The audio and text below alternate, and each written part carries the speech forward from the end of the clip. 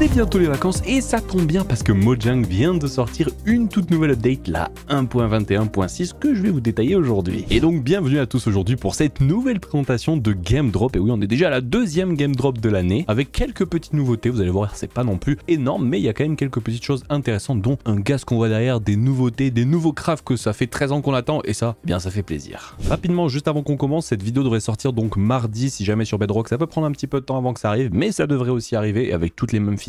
Et même à un moment, on ira sur Bedrock parce qu'il y a une feature qui est unique pour le moment à Bedrock, correspond au shader. Je pense que beaucoup de gens l'attendent. Et comme d'habitude, vous avez toute la vidéo qui est annotée, donc vous pouvez sauter au moment où ça vous intéresse. Donc, eh bien, commençons. Et donc, on va commencer cette présentation de la 1.21.6 par une nouveauté que vous voyez juste derrière moi, un nouvel item, même un nouveau mob qui est apparu. Et bien, tout simplement, regardez, ça s'appelle le Dry Ghast. Alors, dans son état qu'on voit actuellement, c'est tout simplement un bloc qu'on va pouvoir retrouver dans le Nether. Et simplement, en se baladant, regardez, dans des sous le Sainte Vallée, là où il y a tous les ghasts et tout, vous avez de temps en temps, et ça, je pense que vous l'avez déjà vu, des os comme ça. Et bien, regardez maintenant à côté, on a quoi? On a un nouveau objet qui est, regardez, juste ici. Et bien, tout simplement, c'est le Dry Ghast que vous allez donc pouvoir retrouver à côté de ces structures. Peut-être qu'il y en a un, regardez, bah, il y en a un juste ici, là. Ouais, c'est assez simple à trouver, je pense qu'il n'y en a pas 100%, mais assez souvent. Et avant que je vous montre à quoi sert le Dry Ghast, qui au passage a un petit peu la texture, enfin du moins la hitbox d'une tête Minecraft, elle est un peu plus grande quand même, hein. Si on prend une skull, regardez, hop, juste à côté, la texture est un peu plus grande, mais ça peut être pas mal ça. Ça fait des particules au passage. Donc comme je dis juste avant que je vous montre à quoi sert ce Dry Ghast, donc comme son nom l'indique, un ghast séché, eh bien je vais d'abord vous montrer comme quoi il est possible aussi de le crafter. Et oui, ils ont mis un craft qui est tout simplement 8 larmes de ghast avec une soul sand au milieu. Et au passage, tant qu'on y est, il est aussi possible de le trade avec l'église. Donc si vous lui donnez de l'or, eh bien de temps en temps, il va vous balancer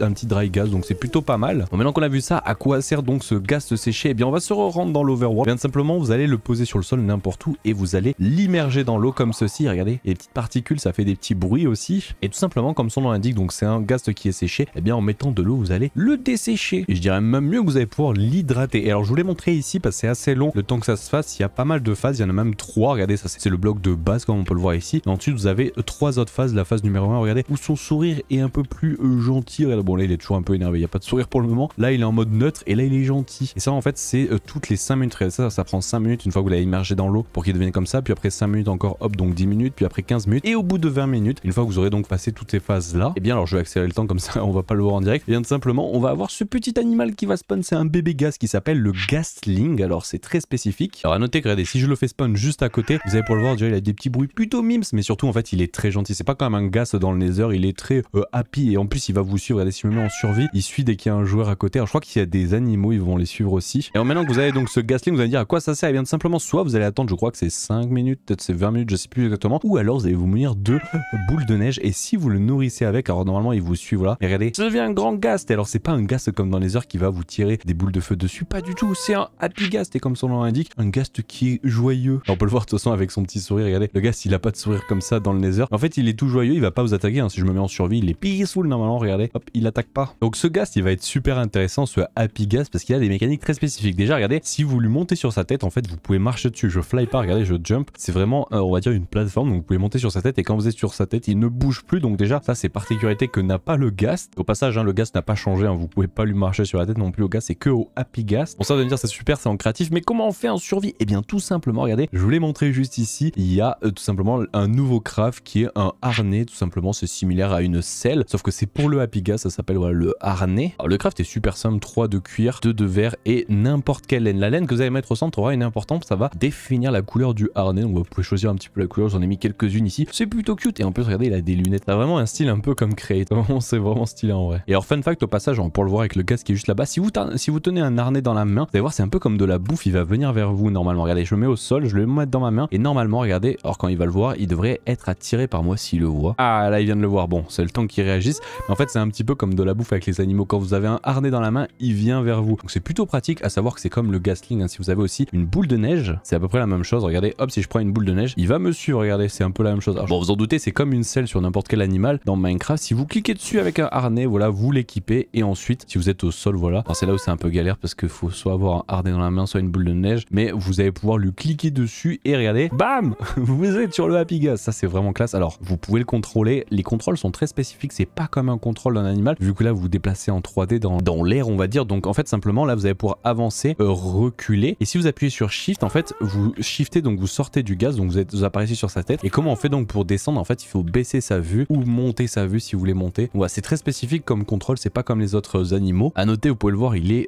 extrêmement lent de mon point de vue. Alors ça peut être très pratique, vous allez voir, pour la plupart des builders, comme quoi vous pouvez mettre sur sa tête et hop commencer à build, c'est pas mal, c'est stylé. Le problème c'est que je trouve quand même qu'il est un poil trop lent en vrai, si on est honnête. On verra hein, l'utilisation, j'utiliserai pas mal en survie, mais du peu de tests que j'ai fait, ça me paraît vraiment trop lent. Regardez comment il avance pas. Ce qui est fun à tester, c'est regarder si on prend une laisse, parce que oui on peut le prendre par une laisse, mais si vous prenez une laisse, ça allait plus vite en fait. Ça n'a pas de sens. Enfin bon, voilà, je sais pas. Mojang peut-être faudra upgrade ça serait peut-être une bonne idée je pense. Bon, il y a quelques petites choses intéressantes avec ce gars, si ce n'est que évidemment quand vous shiftez vous pouvez apparaître sur sa tête et donc tout simplement l'utiliser comme une plateforme, c'est classe. Alors malheureusement ça aurait été vraiment classe que vous puissiez en fait poser des shulkers dessus genre et tout, mais c'est pas possible, c'est vraiment pas comme un bloc. Et aussi pour les gens qui se posent la question, on aurait pu faire, moi j'aurais imaginé faire des machines avec des dispensers qui balancent des items vu que c'est des entités et ça retient le mob, sauf que pas du tout, ça marche pas. Regardez, si on fait ça, l'item passe à travers et donc ça ne retient pas le mob. C'est un peu décevant, faudra voir comment on peut faire avec d'autres animaux, peut-être des eggs ou je sais pas trop quoi. Par contre ce que vous pouvez faire, alors là je suis en solo donc ça va être compliqué de vous montrer, mais vous pouvez être jusqu'à 4 joueurs sur le ghast. Alors il y en a qu'un évidemment qui le contrôle, mais si vous êtes simplement 4, il y en a un qui va être assis ici, un qui va être là et un qui va être là, et celui qui est ici, et bien tout simplement c'est celui qui contrôle le ghast. C'est vrai, je vous l'ai pas montré, mais regardez, quand vous ne le contrôlez pas, il a ses lunettes retirées, et quand vous cliquez dessus, hop, il a ses lunettes. C'est classe en vrai. Alors comme vous le voyez, tout simplement le ghast il a 10 cœurs, ce qui fait normalement 20 points de vie, mais une mécanique qui est super intéressante à connaître, c'est que tout simplement le ghast en fait, vu qu'il est hydraté, on l'a réhydraté avec de l'eau et tout ça, et bien tout simplement s'il prend des dégâts, il va se régénérer donc assez lentement, je crois que c'est un demi-cœur, donc un point de vie toutes les 30 secondes, ce qui est quand même très lent. Par contre, si il neige ou il pleut, il se régène beaucoup plus vite, et quand je dis beaucoup plus vite, c'est vraiment un point de vie toutes les secondes. Ça veut dire qu'au lieu que ce soit toutes les 30 secondes, c'est toutes les secondes. En vrai, je pense que je peux vous le montrer en faisant ça, regardez. Alors j'ai l'impression, vu qu'on est dans un biome chaud, vu qu'il pleut pas réellement, j'ai l'impression qu'il régène pas très vite dans les déserts alors qu'il pleut. Je vais tester dans un autre biome. Voilà, regardez, hop, ici il pleut, c'est magnifique, je fais spawn un ghast, hop, je le tape pour lui mettre un coup, et normalement, regardez, sa vie devrait... Ah ouais, ça va plus vite, regardez, toutes les secondes. Ouais, il faut vraiment que la pluie lui tombe dessus. Si la neige et la pluie lui tombent dessus, il régène un point de vie toutes les secondes, donc 10 secondes pour full régène. Et autre petite mécanique très intéressante, si vous allez à la couche 187 et 196, donc entre ces deux couches là, bien simplement votre ghast aussi se régénera plus vite. Bon, par contre il faut y aller à la couche 187, 196, normalement c'est la hauteur des nuages de base, donc c'est pour ça qu'ils ont fait ça, mais voilà, donc vous pouvez régénérer vos ghasts beaucoup plus rapidement comme ça. Bon, c'est long quand même, hein. C'est très long, je vais pas vous mentir, pour faire 20 mètres, faut avoir envie quand même, hein. Je vais pas vous mentir, je pense que ça va être un des gros problèmes du ghast et que beaucoup de gens vont relever, c'est que quand vous voulez vous balader, c'est long. Je veux pas non plus que ça concurrence les Elytras, mais quand même il y a un minimum, et là bon, faites 200 blocs avec, on en reparle. Hein. Alors, autre petite information intéressante à savoir avec ce ghast, et aussi pour le ghastling, on reverra après. Malheureusement, au passage, on peut pas le garder dans cet état-là. Je sais que beaucoup de gens auraient aimé parce qu'il est trop cute, mais c'est pas possible. En tout cas, le ghast, s'il est pas harné, donc vous lui avez pas mis un harnais, et bien tout simplement, il errera à côté de son domicile. Alors, qu'est-ce que ça veut dire domicile? Je sais pas, j'ai pas trop été voir, mais en tout cas, il va se balader dans 64 blocs, alors que s'il a un harnais, en théorie, il va rester aux alentours de 32 blocs. Je pense que son domicile, c'est au moment où soit vous lui avez monté dessus une première fois ou la dernière fois, ou alors que vous lui avez mis son harnais, ça doit être quelque chose comme ça je pense. Voilà en globalité comment fonctionne donc la main mécanique de cette update, le Happy Ghast et les Ghastlings. Pas grand chose, on va être honnête sur ces deux mobs, mais par contre ça aurait été cool quand même qu'ils upgradent sa vitesse. On reviendra après sur d'autres petites mécaniques qu'il y a en rapport avec lui, et aussi un truc avec une cheers qu'on va aller voir juste maintenant, vous allez voir. Et justement en parlant de la cheers, venons-en, et bien tout simplement ils ont changé quelques petites choses avec la cheers, parce qu'avant, et bien tout simplement quand vous vouliez enlever des laisses par exemple pour les lamas, alors oui c'est vrai qu'il faut d'abord les apprivoiser. C'était pas une laisse par contre pour les lamas, c'est des carpettes. Par exemple les carpettes pour les lamas, ou alors pour les pigs. Je crois que les pigs c'était pas possible je crois avant, ou peut-être je me trompe, mais maintenant si vous utilisez une cheers dessus vous pouvez l'enlever. Pareil pour les carpettes sur les lamas, ça l'enlève, et au passage c'est la même chose pour les Happy Ghast, et donc ça sera aussi la même chose pour les chevaux, etc. Donc voilà, c'est pas mal, ça rend la cheers plus utile pour enlever les selles. Bon, ça peut être intéressant. En tout cas, il y a une update qui là est extrêmement intéressante, et ça fait je crois 13 ans, 14 ans qu'on attend ça. Enfin, mais ça fait combien d'années, je sais pas. Mais ils ont enfin créé un craft pour les saddles, pour les tels. Enfin, ça fait quoi? Ça fait 1 million d'années que les gens attendent et le demandent. Enfin, vous le voyez, il est devant vous, le craft il est assez simple, 3 de cuir, 1 de fer au milieu, c'est plutôt simple. Et donc ça fait qu'évidemment, là, tous les endroits où il y avait des structures, comme dans les déserts ou autres endroits, et bien où il y avait des selles, et bien maintenant ça a été remplacé par tout simplement du cuir pour que ce soit plus cohérent. Au lieu d'avoir une selle, vous avez du cuir et vous pouvez la crafter avec, c'est plus logique. Donc enfin, merci, ça fait 800 ans qu'on l'attend, et peut-être que ça va redonner de l'intérêt aux chevaux en early game plutôt qu'avoir de la RNG sur trouver une selle, ça fait plaisir. Bon, tant qu'on est au niveau des selles, il y a quelques petites nouveautés. Déjà, première chose, si vous mettez une selle dans un dispenser et que vous l'activez, vous voyez, vous pouvez lui équiper tout simplement. Par contre, inversement, si vous mettez une shears et que vous cliquez avec un dispenser, ça ne marche pas. Vous ne pouvez pas déséquiper les mobs avec une shears. Je sais pas pourquoi ils font ça, il doit y avoir une raison, mais on peut pas utiliser une shears dans un dispenser pour enlever. Ça a été fait exprès, hein. C'est vraiment marqué dans les changelogs. Mojang a vraiment fait exprès, c'est pas un bug. Donc à voir, il doit y avoir une raison que je n'ai pas, mais si on peut pas enlever les shears avec les dispensers. RIP. Et tant qu'on est avec les shears au passage, ça me paraît plutôt évident. Mais si vous voyez un ravager en cliquant avec une shears, alors non, tu vas pas tuer mes animaux. Non, reviens ici, reviens ici. Mais voilà, vous pouvez pas en fait les déséquiper aux ravageurs. Par contre, ce que vous pouvez faire, comme vous pouvez le voir, c'est les tuer, récupérer la selle. Donc ça me paraît plutôt évident cette mécanique. Et pour finir, tant qu'on est sur ces petits crafts là de selle, de shears, eh bien les laisses ont aussi eu un changement de craft au passage. Auparavant, pour crafter, il fallait tout simplement une slime ball juste au milieu. Au lieu de ce fil là, auparavant c'était comme ça le craft. Ils l'ont viré, maintenant c'est que du fil, 5 de fil et hop, vous faites une laisse. Donc c'est plus simple. Je pense que certaines personnes devraient être contentes, ça évite de faire des usines à slime ball. Et tant qu'on est sur les laisses, on va y passer parce qu'il y a beaucoup de changements en rapport avec les laisses. Déjà, premier changement qui va faire plaisir à beaucoup de gens qui utilisent les laisses dans Minecraft, déjà elles sont beaucoup plus épaisses au passage, déjà en visuel. Elles sont normalement plus résistantes. Ça, faudra tester, est-ce que c'est vraiment intéressant ou pas. Donc vous pouvez les amener de plus loin, donc ça devrait être mieux. Au passage, il y avait un bug aussi où des fois quand vous avez une laisse, les mobs perdaient votre regard. C'est-à-dire que des fois, voilà, ça arrive évidemment quand je le dis, mais en fait des fois les mobs ne vous regardaient pas et ils restaient dans leur tête comme ça en mode oh il est joli, l'arbuste, le caillou est joli. Donc ils vous regardaient pas, ce qui fait quand vous vous baladez, ben, des fois ils restaient bloqués, c'était la merde. Maintenant normalement quand vous tirez les mobs, ça a été fixé, on verra, mais normalement ils vous regardent au moment où vous les tirez et ils sont tout le temps attirés vers vous. Donc on espère que ça sera mieux parce que c'était quand même catastrophique à l'époque. Et pourquoi je vous dis que c'est intéressant, parce qu'il y a eu ces petites modifications qui sont vraiment cool, mais surtout que maintenant quand vous le mettez à tout simplement une fence et que vous cliquez dessus, vous récupérez la laisse. Enfin, après seulement 14 ans de jeu, on peut enfin faire ça. Ça fait vraiment plaisir en vrai. Donc vous allez me poser la question comment on fait finalement pour enlever la laisse. Alors je crois que si on la tape, ça voilà, ça l'enlève. Mais autre mécanique, c'est que si vous utilisez une shears, c'est pour ça que la shears a eu pas mal d'updates, hop, ça l'enlève, donc c'est plutôt utile. Et je crois que par contre, ce qui peut être intéressant à faire, c'est que si vous faites ceci et que vous faites, là vous pouvez pas vraiment récupérer juste une laisse d'un mob, mais que vous faites par contre ceci, voilà, vous pouvez juste enlever un mob bien précis de la laisse, ça peut être utile. Et bon, ça je crois que c'était déjà le cas, ce que je vais vous montrer, mais cliquer avec une laisse qui fait que ça enlève l'autre laisse, bon ça c'était déjà le cas je crois. Au passage, j'ai été voir l'information, c'est que la laisse a été augmentée de 12 blocs normalement, donc elle va pouvoir être tirée de beaucoup plus loin sans qu'elle casse, ce qui fait que normalement, si on prend un mob et regardez qu'on essaye un peu d'abuser, normalement quand on fait monter un mob comme ça en haut en bas, souvent avant la laisse a pété, là ça a l'air d'être vraiment beaucoup plus résistant, donc tant mieux. On faudra tester en réalité si c'est plus stonks, mais je pense que quand même ça sera déjà mieux qu'avant, parce qu'avant vous preniez un seul bloc comme ça qui montait, la laisse a pété, c'était une catastrophe. Bon, autre mécanique qui là je pense va en réjouir énormément de personnes, et vous l'avez peut-être vu juste derrière moi, c'est un peu bizarre, mais en gros tout simplement maintenant si vous avez deux mobs ou même plusieurs, on va le voir après, et vous shift cliquez, alors je sais pas si on a une laisse en main ça le fait aussi, mais si vous shift cliquez, vous pouvez attacher des mobs ensemble. Regardez, je n'ai plus aucun lien avec les mobs, par contre eux ils ont un lien, ce qui fait que par exemple si je reclique sur lui, alors oui je l'ai fait dans le mauvais sens, my bad, si je clique sur lui, regardez, on peut faire un train, allez suivez-vous. Ce serait cool qu'ils fassent ça aussi au passage pour les rails et les minecarts, à voir s'ils le font un jour, mais en tout cas on peut le faire avec les laisses, ce qui fait que vous pouvez faire des chaînes de mobs comme ça qui se suivent. Ça c'est plutôt pas mal, donc déjà vous le voyez, on peut faire des choses bizarres là, je dirais que j'ai pendu des mobs, c'est bizarre, mais vous pouvez le faire comme ça aussi, regardez, c'est joli, c'est cool. Ça implique aussi que vous pouvez faire des choses un peu bizarres, genre vous pouvez faire ça là, regardez, hop, je fais ça, hop, je fais ça, et normalement si je fais ça, voilà, c'est à dire qu'il y en a un qui tire l'autre, qui tire l'autre, qui tire l'autre. Bon, c'est un peu bizarre. Bon, étant donné qu'on peut le faire avec ces animaux ou n'importe quel animal dans Minecraft, vous en doutez bien, on peut le faire aussi avec les entités telles que les bateaux. Et ça commence à être vraiment intéressant. Je sais plus, c'est lui que je peux tirer, regardez. Vous pouvez tirer un bateau qui tire un bateau qui tire un bateau, c'est à dire que là je suis pas dans l'eau, mais imaginez dans l'eau, vous mettez deux animaux là-dedans, ou même deux villageois qui tirent deux villageois, qui tirent deux villageois, qui tirent deux... Oh là mec, tu peux déplacer un village d'un coup. Ça c'est exceptionnel. Et là je l'ai fait avec ça, mais il y a aussi les chest bateaux, et ça c'est exceptionnel. Alors vous allez me dire, auparavant, on pouvait quand même faire ça, et voilà. Le souci c'est que, vous le voyez, l'un pousse l'autre, qui pousse l'autre, qui pousse l'autre, ce qui fait qu'au bout d'un moment, des fois, et ça arrivait très souvent, si vous en avez, je sais pas, une dizaine, ça pétait. Bon, en théorie, normalement, ça arrive jamais, personne le... Oui, là c'est un vrai bordel là. Mais bon, tout ça pour dire que maintenant, si vous voulez, vous pouvez vous amuser à faire bien des chaînes de bateaux ou n'importe quel animal qui se suit. Bon, vous en doutez, on peut faire des choses très intéressantes, comme le fait que si j'attache un cochon à un autre cochon et que je le fais aller dans un minecart et que je le fais bouger, regardez, voilà, hop, faire n'importe quoi.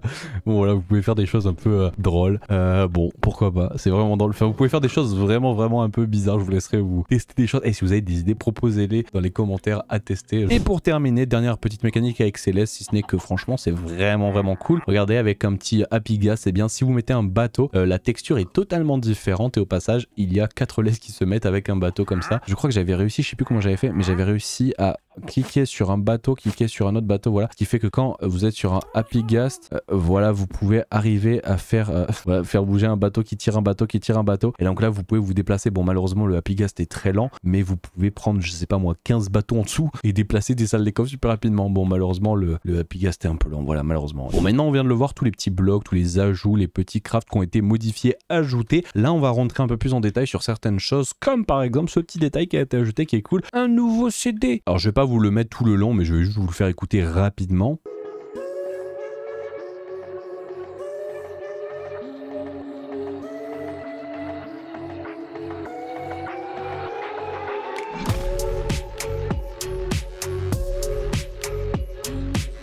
Ouais, je vous laisserai écouter la suite. Franchement, il est plutôt cool. À savoir qu'il n'a pas été fait par Lena Raine, mais il a été fait par Amos Roddy. Je crois qu'il y avait aussi Aaron Cheroff, je crois, si je me trompe pas, qui avait fait des disques. Mais cette fois-ci, ouais, c'est un nouveau compositeur sur Minecraft, Amos Roddy. Donc, plutôt intéressant. Et le nom du disque, c'est Tears, donc larmes. Et donc, pour obtenir ce CD, c'est super simple. Il va falloir faire l'achievement Return to Sender. Donc, retourner les boules de Ghast là-dessus. Et donc, vous allez le voir, si je tombe pas dans la lave, il donne bien un CD quand on fait un Return to Sender. Donc, l'achievement où on tire tout simplement une boule de Ghast sur lui-même. Bon, tant qu'on est dans la musique, il y a eu quelques modifications au passage. Maintenant que vous allez dans les paramètres musique et sound et que vous descendez, regardez juste ici, il y a Show Music Toast Off, on va le voir après. Donc c'est pour afficher tout simplement des petits messages, des petits infobulles qui dit cette musique, c'est ça qui est en train d'être joué actuellement, donc c'est plutôt intéressant. Et il y a aussi l'option Music Frequency Default, donc elle est assez rare. Si vous la mettez en fréquent, comme son indique, elle va arriver assez fréquemment, et vous pouvez l'avoir en constant. Donc là, la musique, elle est tout le temps. Bon, évidemment, il faut avoir la musique à on. Alors, je vais pas la mettre trop fort, mais là, si vous écoutez, on entend bien la musique de Minecraft. Je l'ai mis à constant, c'est magnifique. Et vous le voyez quand on fait échappe, regardez juste en haut à gauche, on voit le petit intitulé de la musique qui est en train de se jouer. Donc voilà, ça c'est cool parce que des fois t'es en mode c'est quelle musique que j'écoute, c'est quoi ce banger? Et ben il est juste là. Et tant qu'on parlait des musiques avec les CD au passage, il y a eu pas mal de petites nouveautés de musique d'ambiance. Je les avais fait écouter un moment dans une game drop, peut-être je les mettrai en fond de la vidéo, mais je vais pas tous les faire écouter maintenant parce qu'il y en a beaucoup et c'est plutôt classe. Et au passage elles sont aussi faites par tout simplement Amos Roddy, donc c'est plutôt intéressant, je vous laisserai aller les écouter. Avant d'attaquer une énorme nouveauté qu'il y a sur Bedrock, et bien tout simplement il y a eu aussi quelques petites nouveautés. Là je suis avec les shaders donc on le voit pas, mais si j'enlève les shaders, déjà ça c'est pas très intéressant, vous me direz ce que vous en pensez, mais vous voyez il y a un petit voile gris, c'est un effet un petit peu de brouillard dégueulasse. Voilà, il y a un brouillard un peu dégueulasse de loin, on le voit, ça fait un peu grisé, ça fait un peu terne, ça fait un peu on dirait que le jeu il a 90 ans genre. Bah, c'est pas très joli. Bon, si vous jouez avec les shaders vous en rendrez jamais compte parce que vous les enlevez, mais voilà, il y a eu un petit ajout à ce niveau là. Il y a eu aussi un ajout, alors vu qu'ils sont désactivés on le voit pas, et si j'active tout simplement les nuages parce qu'ils n'étaient pas activés avant, déjà ils ont changé le pattern des nuages, donc voilà, il est plus pareil. Vous pourrez peut-être le reconnaître, des fois il y a des têtes de creeper qui apparaissent au passage dans le pattern, j'ai pas de chance, on le voit pas, mais normalement vous pouvez voir des têtes de creeper, il a changé le pattern. Mais surtout regardez, on a un effet de nuage infini, ça c'était pas le cas avant, les nuages s'arrêtaient au moment de votre render distance quand elle s'arrêtait, donc c'était pas très joli. Et je crois que ça vous pouvez aussi le paramétrer dans les options de vidéo. Alors c'est ça que je vous le montre parce que moi vu que je suis avec Sodium c'est pas du tout les mêmes paramètres Vanilla, mais vous pouvez aussi régler cette distance si je me trompe pas dans les paramètres vidéo. Autre changement au passage, tant qu'on est un petit peu sur la météo, s'il commence à pleuvoir, imaginons hop il pleut, vous allez le voir, il y a un genre de brouillard qui se met qui est un peu plus important qu'auparavant. Alors je sais pas si vous arrivez à le voir, mais il y a un brouillard qui est mis qui n'y avait pas auparavant. Il y a un brouillard pour qu'on voit un peu moins proche, un peu moins loin, ce qui est plutôt réaliste finalement, même si bon la pluie c'est dégueulasse, mais voilà, vous avez un genre d'effet de brouillard de loin. Et enfin une dernière petite mécanique assez intéressante avant d'aller voir les vibrantes visuelles, les nouveaux shaders sur Bedrock qui sont incroyables. Et bien tout simplement regardez, si je connecte un second joueur que vous pouvez voir juste ici et que j'enlève le F1, vous allez pouvoir voir qu'on a une genre de barre d'XP qui est apparue. C'est tout simplement une locator bar qui a été ajoutée pour pouvoir tout simplement visualiser des gens dans la map et vous pouvez les voir plus ou moins proches. Regardez, on a un petit point. Alors les points sont pas, la couleur est pas logique, elle est un peu aléatoire je crois si je me trompe pas. Avec des datapacks qui en serveur on peut les personnaliser, mais vous pouvez voir là il y a un indicateur. Alors si je lève l'écran on peut voir qu'il y a une flèche vers le bas et inversement on peut voir que là il y a une flèche vers le haut qui nous dit par rapport à notre écran où se situe le joueur. Et autre chose aussi, si vous allez très loin, faut commencer à être je crois à 500 blocs, à quelques chunks, vous allez le voir, ça devient de plus en plus petit. Et pour les gens qui vont dire oh non ça veut détruire tous les serveurs, là où on veut faire des pranks et tout, il y a quelques petites modifications comme le fait que si vous mettez par exemple une pumpkin sur votre tête, je vais la donner aux joueurs comme ça on va le voir en direct, si vous mettez une pumpkin, et bien tout simplement regardez la barre là où il y a mon pointeur, vous allez voir que je devrais disparaître. Vous voyez, hop, de la barre en passage, elle disparaît complètement pour le fun. Et c'est un peu la même chose au passage si il sneak et je crois s'il est en invisible avec une potion, donc c'est un peu la même chose. Et dernière chose, si jamais vous êtes administrateur d'un serveur et que vous voulez vraiment pas l'avoir, il y a une game rule qui s'appelle Locator Bar et vous pouvez la mettre à True ou à False. Elle est à True de base, regardez, hop, elle est à True. Et évidemment, si on la met à False, elle disparaît quoi qu'il arrive. Donc voilà, ça c'est paramétrable. Et ce que je trouve un petit peu limite là, vous voyez, c'est que c'était comme ça auparavant. Le problème, c'est que quand vous êtes en survie de base, eh bien vous voyez plus votre barre d'XP. Je trouve ça assez problématique. Pour avoir votre barre d'XP, il faut récupérer de l'XP et en fait, pendant quelques petites secondes, ça va juste se réafficher. Regardez, si je tue le cochon, vous voyez, la barre d'XP elle réapparaît et puis elle devrait redisparaître d'ici quelques secondes. Voilà, elle redisparaît. Donc je trouve ça un peu bancal et je trouve ça pas très intelligent en termes du UX. C'est un peu bizarre, genre. Bon, ça restera quand même très intéressant, je pense, pour les gens qui jouent avec vos potes sur des choses pour trouver les gens plus facilement. Ça peut être quand même assez intéressant. Voilà, avant d'aller voir la feature, ce que je trouve incroyable, et on va y passer un petit peu de temps parce qu'il y a beaucoup de choses à dire. Il y a des petites modifications comme le fait que maintenant les carottes peuvent feed pas mal d'animaux, donc pour les reproduire, ça c'est plutôt intéressant. Comme les chevaux peuvent être apprivoisés avec, et aussi les ânes, les mules, ça peut être assez intéressant. Autre petit changement aussi, c'est avec les potions de lingering. Eh bien, ces lingering potions, ils ont eu une petite modification qui fait que maintenant, quand vous les envoyez, ça va être à l'endroit où vous êtes positionné par rapport à l'impact de la potion. Ils auraient une certaine durée par rapport à l'endroit où il y a l'impact. Donc si vous la prenez en pleine tête, évidemment, vous aurez 100% de la durée. Et évidemment, il y a eu quelques petites modifications comme le fait que en Java, on a un petit écran d'accueil joli. Je pense que ça sera aussi le cas sur Bedrock. Et ça, je pense par contre, c'est unique à Java, mais il y a des nouveaux achievements. Et il y en a deux précisément. Le premier qui concerne évidemment les dry gas, qui est tout simplement le fait de hydrater un gaz. Donc voilà, c'est assez simple. Et il y en avait une autre au passage qui provient d'une précédente game drop, pas celle d'avant, mais celle encore d'avant. Et il est juste ici. C'est le Earth Transplanter qui n'était pas le cas avant. Et c'est simplement le fait de prendre un Cracking Earth et de tout simplement venir le mettre bien comme il faut pour pouvoir faire spawn des Cracking. Donc voilà, c'était pas le cas avant. Je crois qu'il n'était pas, il a été acheté dans cette update. Donc voilà, il y a deux nouveaux petits achievements.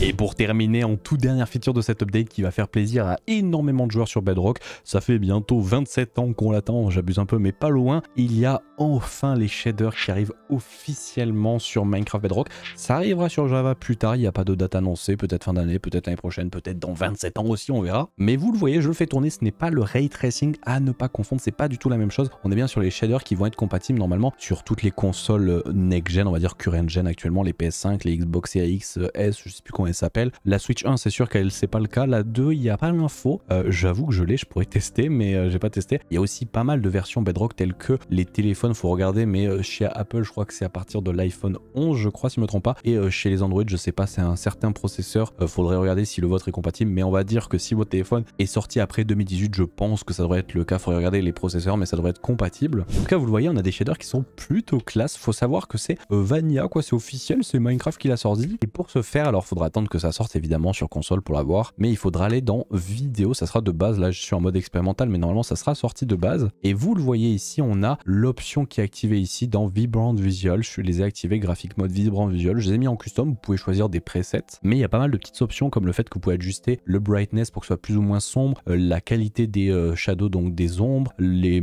clouds, ils peuvent être plus ou moins, je pense, medium, ça veut dire la qualité, je sais pas ce que ça veut dire, peut-être la qualité, on verra, on va le mettre en ultra. Il y a aussi le volumetric fog, ce que je sais pas quoi, ce que ça, la traduction serait peut-être la densité du brouillard, ça pourrait être ça, je pense. Et donc là, c'est du moins la qualité et la densité du brouillard, plus c'est en ultra, plus c'est stonks. On va tester après quand il pleut. Il y a aussi la réflexion, le bloom, si je me trompe pas, le bloom, je crois que c'est des reflets de flou, on va dire, sur le soleil quand vous le regardez. Vous voyez, il y a un effet un petit peu de spare et de bloom, enfin je sais pas comment on pourrait dire. Et ça fonctionne aussi pour les effets dans l'eau où on voit le reflet. Je crois que de mémoire, si je me trompe pas, le bloom, vous voyez, c'est les effets un petit peu de flou qu'on a à certains moments, voilà. Alors vous pouvez rendre ça plus ou moins quali selon les performances de votre PC, de votre console, à tester. Mais pour une version officielle, je trouve c'est assez quali, en sachant que c'est une V1, donc en théorie, ça devrait pas être plus pire que ça. Et au passage, il y a des petites textures en mode de pixel art, c'est joli. C'est plutôt stylé. Et franchement, on se rapproche d'un shader pas trop dégueu. Il y a quelques trucs que je trouve assez immondes, mais au global, c'est plutôt stylé. Les levées et couchers de soleil, les noons aussi sont assez jolis. La pleine nuit est assez sombre, on va pas se mentir. Je vais mettre en midnight, en pleine nuit. Il faut attendre un petit peu le temps que la lumière s'adjuste. Et quand elle est ajustée, bah là, ça va. Je pense que le brightness là est assez bien géré. Ah, en vrai, ça va. Ils ont un petit peu amélioré au fur et à mesure. Des fois, ouais, en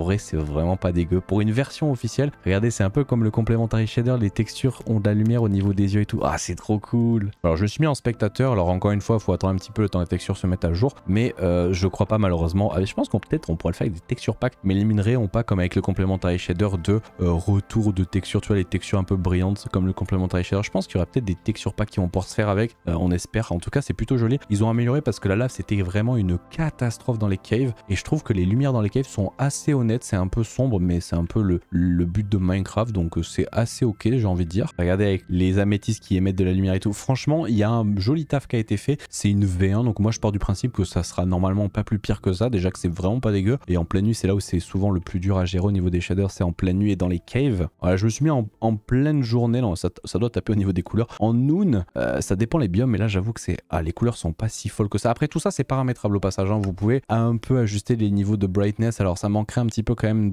à mon goût de saturation, mais au global c'est plutôt joli. Vous pouvez le mettre en custom et donc un peu améliorer certaines choses comme le brightness. Alors ça manque quand même d'un petit paramètre de saturation de couleur. Il y a que le brightness. Le brightness c'est le niveau de lumière, de luminosité. Donc c'est le seul sur lequel vous pouvez jouer en paramètres. Ça manque d'un petit slider pour changer la saturation des couleurs, mais c'est pas mal. Moi je pars du principe que c'est vraiment une V1 ce que Mojang nous sort là, et donc potentiellement ça peut être que meilleur. On verra si l'upgrade. Mais vous voyez, quand vous mettez le brightness un peu comme ça, c'est assez joli. Franchement, c'est pas trop dégueu. Par contre, je suis toujours assez mitigé, voire pas du tout d'accord avec la gueule du shader. C'est dans le Nether. C'est assez catastrophique à mon goût. Alors là, j'ai le brightness qui est assez faible, donc le niveau de luminosité est faible, mais il y a un brouillard immonde. C'est beaucoup trop sombre, et le problème c'est que si on le met moins sombre, c'est dégueulasse dans l'overworld. Donc faudrait pouvoir régler selon les mondes, ça serait vraiment super intéressant. Et pour les gens qui se posent la question dans l'Under, voilà à quoi ça ressemble. C'est ok tiers, il y a un effet de ciel, je sais pas, il y a des fois on se croirait en boîte de nuit, des fois il y a des petits flashs violets. Faut pas être trop épileptique hein, si vous utilisez cette version là, mais regardez, là peut-être qu'on va le voir de temps en temps, il y a des petits flashs violets qui pop, hop là regardez, et il y a des petits bruits en plus d'ambiance comme s'il y avait des explosions. C'est stylé, en vrai ça va avec le son, faudra voir. Vous avez vu avec le petit effet de lumière là et les petits bruits d'explosion, c'est clash. Je sais pas si ça le fait toujours même quand t'as tué le dragon. Avec les lumières, ça donne une atmosphère très spécifique. Et en vrai, j'aime bien. Ça me montrait un petit peu de lumière. Mais les effets d'explosion, là, ça me met un peu de stress de temps en temps. J'avoue, j'aime bien. Ouais. Bon, voilà, je vous laisserai les tester. Vous me direz ce que vous en pensez. Moi, je trouve ça trop classe. J'ai une petite take en rapport avec ces shaders. Au passage, sur Java, on n'a aucune info, comme je le dis, quand ça va sortir. Mais j'ai une petite théorie qui me paraît plutôt cohérente. Vous me direz ce que vous en pensez. Mais j'ai une petite idée comme quoi Mojang va un petit peu développer ces shaders-là pour que ça soit un petit peu comme un texture pack ou comme un data pack ou un add-on sur Bedrock qui, plus tard fera sur Java et Bedrock. En fait, vous aurez sur Bedrock un market et sur Java la possibilité avec la communauté de, comme un texture pack, installer des genres de shaders officiels. Et donc sur Java, vous aurez plus à avoir utilisé des iris ou des optifine. Vous aurez juste tout simplement à utiliser les textures, les shader packs de la communauté. Et je pense que ça va arriver, et dans la boutique, je pense d'ici un an ou deux, ça va arriver. Et ça sera trop cool. Ça veut dire qu'imaginez, ça serait le pack officiel, tu vois. En gros, ça serait un petit peu le shader officiel et la communauté pourrait faire à partir de cette base là des textures de shader personnalisées. Ça serait vraiment trop cool. Et j'ai une petite théorie qui me dit que ça pourrait arriver, je pense. Bon allez, on va se laisser là sur ce magnifique coucher de soleil ou lever de soleil, on ne sait plus. N'hésitez pas à tester un petit peu ces mécaniques, ces features, ces nouveaux shaders, à me dire ce que vous en pensez. Ça reste tout de même une petite game drop, on va pas se mentir. On verra si cet été, comme l'année dernière, ils nous sortent des petits snapshots en plein été en mode expérimental. Si c'est le cas, je vous ferai des vidéos, je serai présent. Et puis sinon, rendez-vous sans doute en octobre ou en septembre pour la nouvelle game drop. On espère que ce sera sur une nouvelle dimension, peut-être. On verra. En tout cas, rendez-vous la fois prochaine. Ciao! Et n'hésitez pas à me dire dans l'espace commentaire ce que vous pensez de cette game drop. Bisous!